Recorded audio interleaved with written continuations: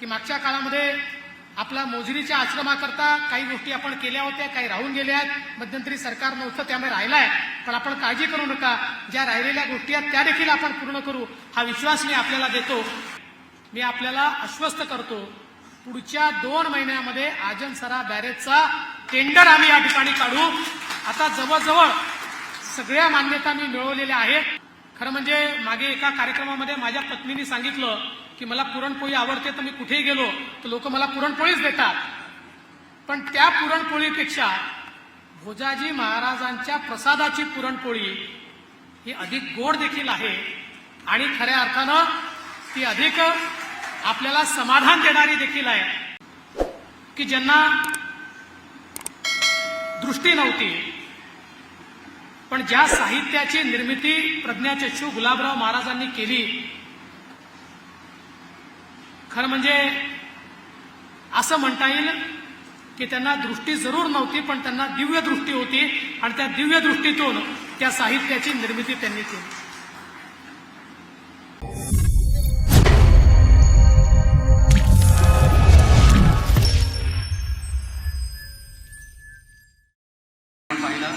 जोरदार टाळ्यांचा गजर करूया आपण. आणि यानंतर महाराष्ट्राचे माननीय उपमुख्यमंत्री, कार्यक्रमाचे उद्घाटक माननीय श्री देवेंद्रजी फडणवीस यांना विनंती करतो की त्यांनी या ठिकाणी आपल्याला मार्गदर्शन करावं.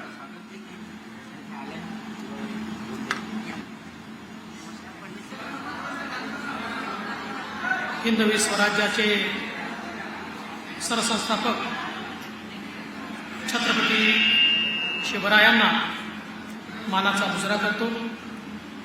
भारतीय राज्यघटनेचे शिल्पकार भारतरत्न डॉक्टर बाबासाहेब आंबेडकर यांना मानवंदना अर्पित करतो. राष्ट्रपिता महात्मा गांधी यांच्या जयंतीच्या निमित्ताने त्यांना त्यांच्या चरणी नतमस्तक होतो. लालबहादूर शास्त्रींच्या चरणी नतमस्तक होतो. आज ज्यांच्या सानिध्यात आणि ज्यांच्या आशीर्वादानं हा कार्यक्रम या ठिकाणी संपन्न होतोय ते संत भोजाजी महाराज यांच्या देखील चरणी नतमस्तक होतो. आणि खऱ्या अर्थानं राष्ट्रसंत म्हणून संपूर्ण मानवतेला ज्यांनी संदेश दिला असे राष्ट्रसंत तुकडोजी महाराज यांच्या साहित्य संमेलनाच्या निमित्ताने त्यांच्या चरणी देखील या ठिकाणी मी नतमस्तक होतो. मंचावरील सर्व मान्यवर आणि या ठिकाणी उपस्थित सर्व भगिनी आणि बंधूंनो, या हॉलमध्ये बाहेरच्या पेंडॉलमध्ये देखील खूप मोठ्या प्रमाणात सर्व बंधू भगिनी उपस्थित आहेत. आपल्या सर्वांना मी प्रणाम करतो. आणि आज ही अत्यंत आनंदाची गोष्ट आहे की भोजाजी महाराजांच्या सानिध्यामध्ये वंदनीय राष्ट्रसंत श्री तुकडोजी महाराज साहित्य संमेलनाची सुरुवात होते. खरं म्हणजे आपण जर विदर्भाच्या भूमीवर बघितलं तर संतांची एक मांडियाळी आहे. पण 19व्या शतकाच्या उत्तरार्धात आणि 20व्या शतकाच्या मध्यान्नापर्यंत आपल्याला पाहायला मिळतं की 3 संतांनी खूप मोठ्या प्रमाणात प्रबोधन केलं. प्रज्ञाचक्षू गुलाबराव महाराज असतील की ज्यांना दृष्टी नव्हती, पण ज्या साहित्याची निर्मिती प्रज्ञाचक्षू गुलाबराव महाराजांनी केली, खरं म्हणजे असं म्हणता येईल की त्यांना दृष्टी जरूर नव्हती, पण त्यांना दिव्य दृष्टी होती आणि त्या दिव्य दृष्टीतून त्या साहित्याची निर्मिती त्यांनी केली. त्याचप्रमाणे संत गाडगे बाबा की ज्यांनी स्वच्छतेचा संदेश तर दिलाच, पण त्याच सोबत जातीभेद निर्मूलन, अंधश्रद्धा निर्मूलन, अशा विविध प्रकारच्या व्याधींनी ग्रसित असलेल्या व्याधींचं निर्मूलन करण्याकरता एक मोठा संदेश हा संत गाडगेबाबांनी याच विदर्भाच्या भूमीतून दिला आणि त्याच मांदियाळीमध्ये खऱ्या अर्थानं आपला संदेश आपल्या कृतीमध्ये आणणारे संत हे जर कोणी झाले असतील तर ते वंदनीय राष्ट्रसंत श्री तुकडोजी महाराज. त्यांनी केवळ विदर्भाच्या भूमीत नाही, केवळ महाराष्ट्राच्या भूमीत नाही, तर अखिल भारतामध्ये एक जागृती आणली, एक जागरण केलं. आणि केवळ भारतापुरतं नाही तर जपानमध्ये आणि विश्वाच्या अन्य भागांमध्ये देखील हा जो काही मानवतेचा विचार आहे तो विचार पोचवण्याचं काम हे राष्ट्रसंत तुकडोजी महाराजांनी केलं. त्यांच्या भजनांच्या माध्यमातून त्यांनी इतक्या मोठ्या प्रमाणात जागृती केली.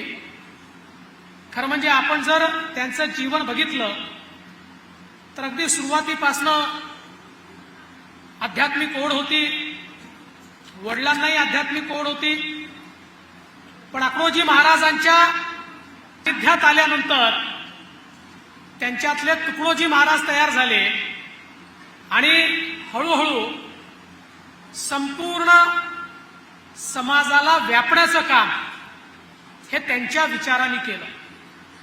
खरं म्हणजे आपण बघितलं असेल तर हा काळ पारतंत्र्याचा होता. हा काळ आपल्या समाजाला रूढी प्रथांनी रसातळाला नेल्याचा काळ होता. अज्ञान, अंधश्रद्धा, जाती व्यवस्था या सगळ्या गोष्टींमुळे कुठेतरी समाजातली विजिगीषू वृत्ती संपलेली होती.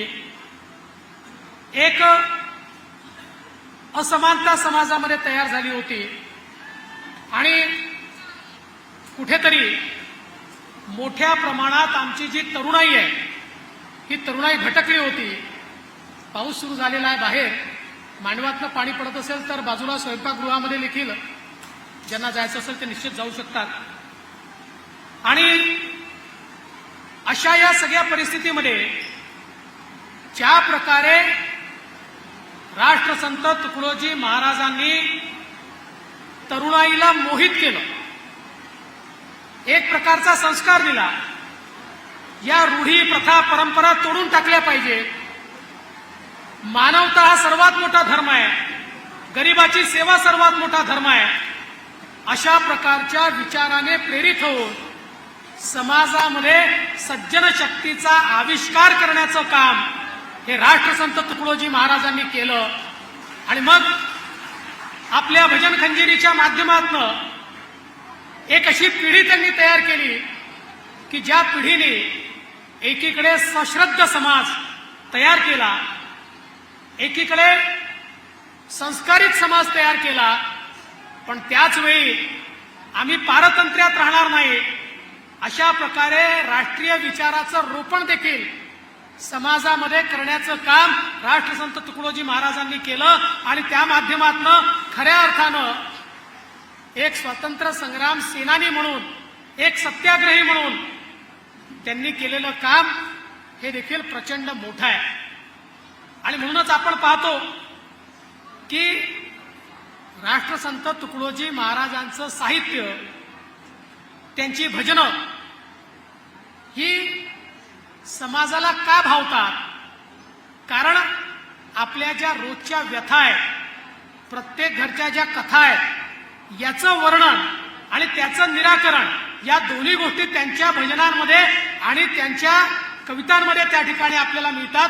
म्हणून खऱ्या अर्थानं राष्ट्रसंत हे सर्वांना त्या ठिकाणी भावले. आणि त्यातून जी जागृती त्यांनी तयार केली, समाजामध्ये जो विचार त्यांनी त्या ठिकाणी तयार केला, आपण विचार करा, जवळजवळ 1200 भजनं मराठीत, 2000 भजनं हिंदीमध्ये, असं विपुल भजनांचं लेखन त्यांनी केलं आहे. मराठीमध्ये आणि हिंदीमध्ये त्यांनी लिहिलेली भजनं ही देशभरामध्ये प्रसिद्ध झाली. आणि आपल्याला कल्पना आहे 1953 साली राष्ट्रपती भवनामध्ये त्यांना भजन गाण्याकरता जेव्हा निमंत्रित केलं आणि त्या भजनाने ज्यावेळेस राष्ट्रपती राजेंद्र प्रसादजी हे इतके प्रभावित झाले की त्यांनी सांगितलं, आजपासून तुम्ही राष्ट्रसंत आहात. राष्ट्रसंत ही उपाधी या भारताच्या इतिहासामध्ये राष्ट्रपतींनी राष्ट्रसंत ठरवलेले एकच राष्ट्रसंत आहेत, ते म्हणजे वंदनीय तुकडोजी महाराज आहेत. आणि ज्यावेळी जपानच्या धर्म परिषदेमध्ये देखील त्या ठिकाणी राष्ट्रसंत तुकडोजी महाराज गेले. बघा, त्यापूर्वी 1893 साली स्वामी विवेकानंदांनी सर्वधर्म परिषद गाजवली होती आणि त्यावेळी पहिल्यांदा आपला विचार, आपला धर्म, आपली संस्कृती याच्या दिग्विजयाची पताका ही स्वामी विवेकानंदांनी त्या ठिकाणी लावली. आणि त्याच प्रकारे जपानच्या धर्म परिषदेमध्ये राष्ट्रसंत तुकडोजी महाराजांनी, ज्यांना भाषा देखील येत नव्हती, अशांनाही भजन खंजिरीच्या माध्यमातून इतकं मोहित केलं की त्या ठिकाणी राष्ट्रसंतांचीच चर्चा होती. अशा प्रकारची मोहिनी जपानमध्ये टाकण्याचं काम देखील खऱ्या अर्थानं राष्ट्रसंतांनी करून दाखवलं. आणि म्हणूनच त्यांचा जो विचार आहे, हा विचार हा शाश्वत विचार आहे. हा विचार हा एखाद्या वाहत्या नदीसारखा विचार आहे की जो पुण्य पुरातन आहे पण नित्य नूतन आहे.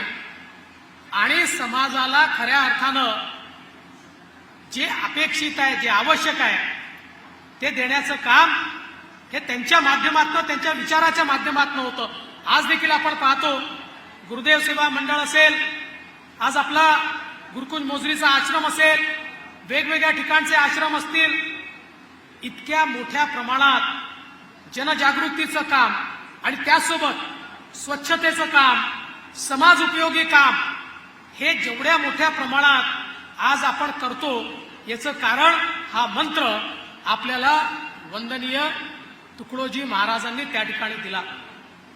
आणि म्हणूनच मला असं वाटतं की या सगळ्या त्यांच्या साहित्यातून त्यांनी मानवतेचा विचार दिलाय. आमच्या मंदिराची दारं सगळ्यांकरता खुली आहेत. कुठल्याही धर्माच्या पंथाच्या लोकांनी आमच्या मंदिरामध्ये यावं किंवा या भारतात बंधुभाव नित्य वसुदे ते वर तू असा दे, अशा प्रकारचा वर स्वतः करता नाही, वर कोणाकरता तर भारत मातेकरता वर मागणारे आमचे राष्ट्रसंत तुकडोजी महाराज होते, ज्यांच्या झोपडीमध्ये राजाच्या प्रसादापेक्षा देखील जास्त सुख होतं. अशा प्रकारचे आमचे राष्ट्रसंत तुकडोजी महाराज होते.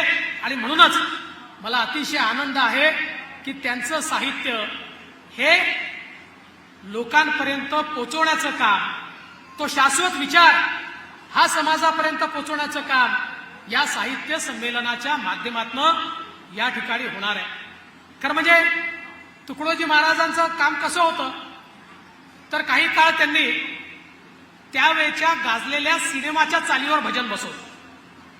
त्यांना कोणीतरी विचारलं, म्हणाले महाराज शोभतं का, तुम्ही सिनेमाच्या चालीवर या ठिकाणी भजन बसवताय.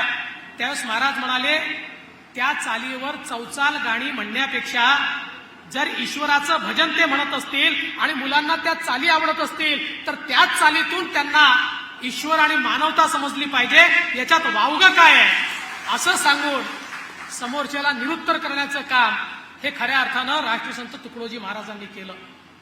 आणि हे सगळं करत असताना राष्ट्रसंतांचं आपल्याला सर्वात मोठी देणगी जर काही असेल तर ती आहे ग्रामगीता. खरं म्हणजे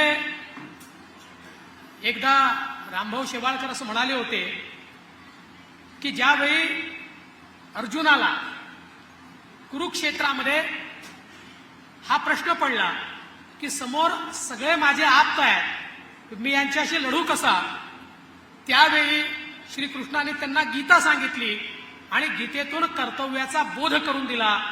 आणि मग रामभाऊ असं म्हणतात की तसंच त्यावेळी राष्ट्रसंतांसमोर एक कुरुक्षेत्र नव्हतं तर भारतातली 6 लाख गावं होती आणि त्या 6 लाख गावांमधले अर्जुन रूपी तरुण की जे खऱ्या अर्थानं भारताचं चित्र बदलू शकत होते, त्यांना त्यांच्या कर्तव्याची आठवण करून देण्याकरता राष्ट्रसंतांनी ग्रामगीता तयार केली.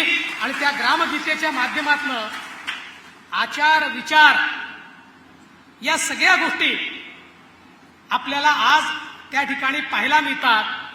ग्रामस्वराज्य आपल्याला पाहायला मिळतं. खऱ्या अर्थानं स्वयंपूर्ण ग्राम कसं होऊ शकेल हे आपल्याला पाहायला मिळतं. कोणावरही अवलंबून न राहता आपणच आपल्या गावाचे आणि आपल्या जीवनाचे शिल्पकार कसे बनू शकतो हे ग्रामगीता आपल्याला सांगते.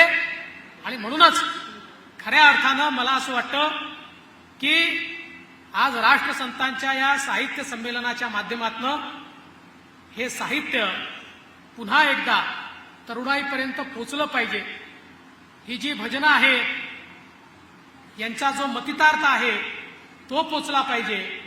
आज आपण पाहतो आजही जेव्हा खंजिरी भजन स्पर्धा होतात तेव्हा मोठ्या प्रमाणात तरुणाई त्या स्पर्धांमध्ये आपल्याला त्या ठिकाणी ही भजनं म्हणताना दिसतात. मला असं वाटतं की त्याहीपेक्षा अधिक लोकांपर्यंत पोहोचण्याचा प्रयत्न आपल्याला करायचा असेल तर अशाच प्रकारच्या संमेलनांच्या माध्यमातून ज्यावेळी विचारवंत हे त्या साहित्यावर बोलतात त्यावेळी निश्चितपणे त्यातनं त्याचं योग्य अशा प्रकारचं रूप हे समाजामध्ये पोचत असतं. आज भोजाजी महाराज ज्यांना खऱ्या अर्थानं आपण जसं गजानन महाराजांना मानतो तसंच भोजाजी महाराजांना देखील या ठिकाणी खूप मोठ्या प्रमाणात आपण मानतो. इतक्या मोठ्या प्रमाणात लोक या ठिकाणी येतात आणि पूर्णाचा प्रसाद हा या ठिकाणी देतात. खरं म्हणजे मागे एका कार्यक्रमामध्ये माझ्या पत्नीने सांगितलं की मला पुरणपोळी आवडते तर मी कुठेही गेलो तर लोक मला पुरणपोळीच देतात. पण त्या पुरणपोळीपेक्षा भोजाजी महाराजांच्या प्रसादाची पुरणपोळी ही अधिक गोड देखील आहे आणि खऱ्या अर्थानं ती अधिक आपल्याला समाधान देणारी देखील आहे. हे मात्र निश्चितपणे मानलं पाहिजे. आणि म्हणून आज या परिसराच्या विकासाच्या संदर्भात जे जे मुद्दे आपण मांडलेले आहेत मी आपल्याला आश्वस्त करतो. रस्त्याचे मुद्दे असतील, इथले बांधकामाचे मुद्दे असतील, विशेषतः प्रसाद योजनेमध्ये आता याचा आराखडा मंजूर करून घेऊन या ठिकाणी त्याकरता आपल्याला निधी देण्याचा विषय असेल, याला अ दर्जा देण्याचा विषय असेल, मी निश्चितपणे आपल्याला आश्वस्त करू इच्छितो. या सगळ्या कामांचा पाठपुरावा आम्ही करू आणि निश्चित ज्या मागण्या आपण मांडलेल्या आहेत त्या मागण्या पूर्ण करण्याकरता सरकारमध्ये तुमचा प्रतिनिधी म्हणून मी स्वतः या ठिकाणी काम करेन हे देखील या निमित्ताने सांगतो. विशेषतः आजनसरा बॅराज, ज्या आजनसरा बॅराजमुळे 25,000 हेक्टर शेती ही पाण्याखाली ओलिताखाली येणार आहे. 2000 साली भूमिपूजन झालं पण कामाची सुरुवात होऊ शकली नाही. मी आपल्याला आश्वस्त करतो पुढच्या 2 महिन्यामध्ये आजनसरा बॅरेजचा टेंडर आम्ही या ठिकाणी काढू. आता जवळजवळ सगळ्या मान्यता मी मिळवलेल्या आहेत. एक फक्त स्टेट लेवल कमिटीची मिटिंग जी पुढच्या महिन्यात आहे ती झाली की एन्व्हायरमेंटची अंतिम मान्यता मिळेल आणि त्याच्यानंतर त्याचं टेंडर काढण्यात येईल आणि पीडीएन पद्धतीने म्हणजे पाईप डिस्ट्रीब्युशन नेटवर्क पद्धतीने 25,000 हेक्टर जमीन ही या भागातली ओलिताखाली येईल. आमचा शेतकरी निश्चित सुखी होईल अशा प्रकारचा प्रयत्न आपला आहे. आज खरं म्हणजे आपल्या या सगळ्या भागामध्ये विशेषतः काही भागात येताना मी देखील पाहिलं की पिवळ्या मोझॅकमुळे सोयाबीन पिवळं पडलेलं आहे, त्या ठिकाणी नुकसान झालेलं आहे. मी जिल्हाधिकाऱ्यांना निर्देश दिले आहेत की असं ज्या ज्या ठिकाणी अशा प्रकारे सोयाबीन पिवळं पडलं आहे, येलो मोझॅकचा प्रादुर्भाव आहे, तात्काळ आपले जे विमा कंपन्या आहेत त्यांना इंटिमेशन देणं, त्यांचा सर्व्हे करून घेणं, या सगळ्या गोष्टी आपण कराव्यात. कुठेही शेतकरी अडचणीत आला तरी त्या शेतकऱ्याला मदत करणं हे राज्य सरकारचं कर्तव्य आहे आणि राज्य सरकार त्याच्यामध्ये कुठेही मागे राहणार नाही. मागील वर्षी देखील जवळजवळ 11,000 कोटी रुपये नुकसान भरपाई पोटी आपण शेतकऱ्यांना दिले आहेत. आताही ज्या शेतकऱ्यांचं नुकसान होईल त्या शेतकऱ्यांना मदत करण्याचीच भूमिका ही राज्य सरकारची असेल.